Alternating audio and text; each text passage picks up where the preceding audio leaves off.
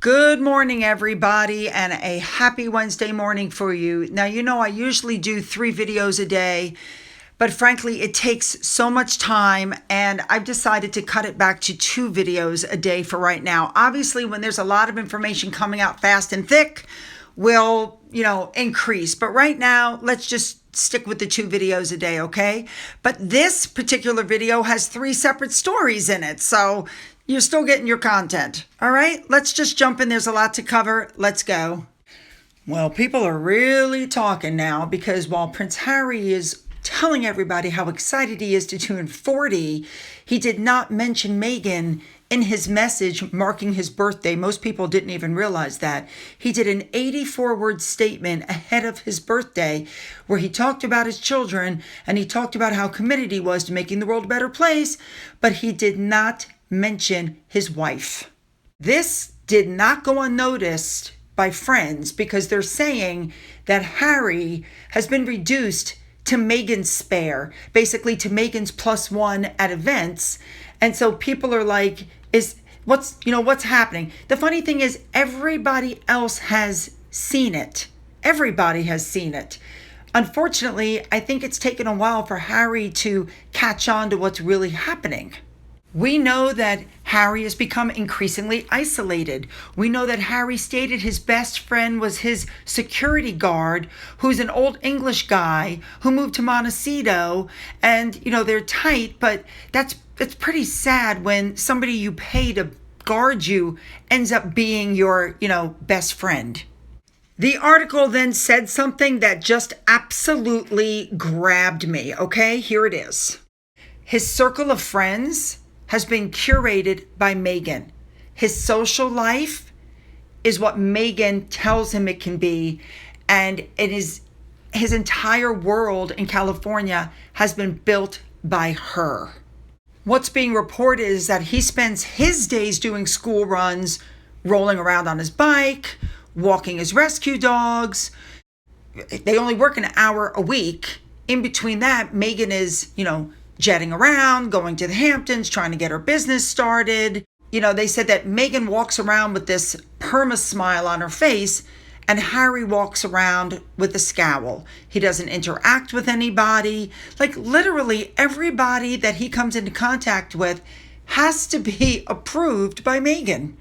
Now, you guys should know that when Harry turned 30, he had a friend named Guy Pelly, who is an ex-nightclub owner, and he organized this huge party for Harry at Clarence's house. And Charles was there, and everybody was there. Ellie Goulding was there. She sang at the party, and there was a ski-themed disco, fake snow. I mean, it was just a huge party, and they said that Harry was seen as down-to-earth, the sort of guy you could just go have a pint with at the pub, and how in 10 years he's changed into a different person. They said that his popularity has plummeted. He is now Britain's 3rd least popular royal. Only Meghan and Andrew are less liked than he is. I mean, the article says it very plainly.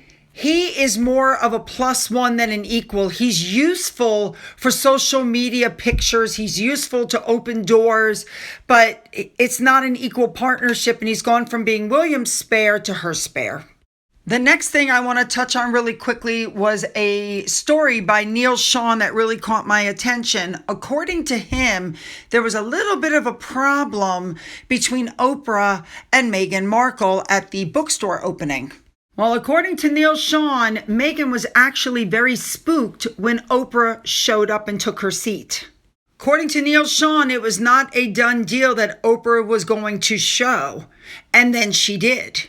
And when she came in, of course, she interrupted, Meghan's speech. And the big thing was Meghan thought that she was the star attraction. At least that's the way it was sold to her. And later on, Oprah was on stage talking about a book, and it's being reported by Neil Sean that Meghan suggested that she interview Oprah. Well, Oprah, according to Neil Sean, was very spooked by the idea, said absolutely no. And so Meghan decided to make a quick exit, and she didn't stay for the rest of the event. And she told people she had to rush home to make dinner for the kids. And according again to Neil Sean, that happened because she didn't want to sit there listening to Oprah talk. She thought she was going to be the star attraction. That's just insane. All right, let's move on to our last story for the day. All right, the last story is very interesting because there is a global brand that has literally gone under with its rebrand. This has been going on for quite some time, but for some reason, Megan seems to think that she can be the savior of this brand. So, yeah.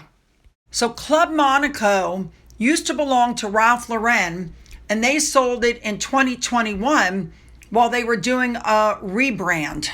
Now, this brand was founded by some designers in Canada in 1985, and the brand's first store was in Toronto, where we know Megan lived while she was filming Suits, before the brand expanded worldwide. It went to the United States, Europe, Asia, and then it was purchased by Ralph Lauren in 1999. The following year, the brand launched their own homeware brand. That only lasted 6 years before Ralph Lauren said no. In 2010, the brand tried some different shopping experiences to try to help their sales.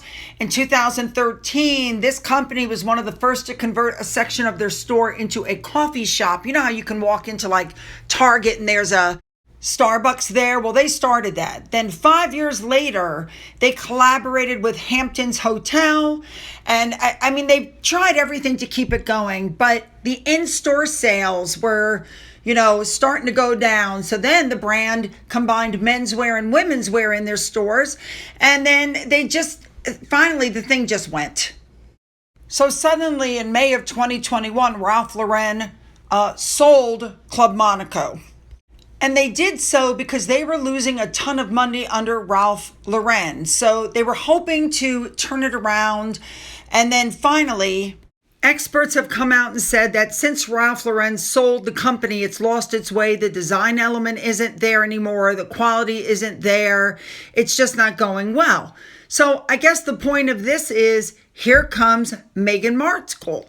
And she seems to think that she can somehow save this brand by wearing some of their outfits. The point is, this brand has been struggling for years, and yet Meghan thinks she's going to be its savior. I got to be honest, I don't see it. All right, you guys, you know what to do. Go down into the description box. Well, hit the like and the subscribe button and the bell for all notifications. Then go down and get to the link for video number 2 and follow me over. Let's go.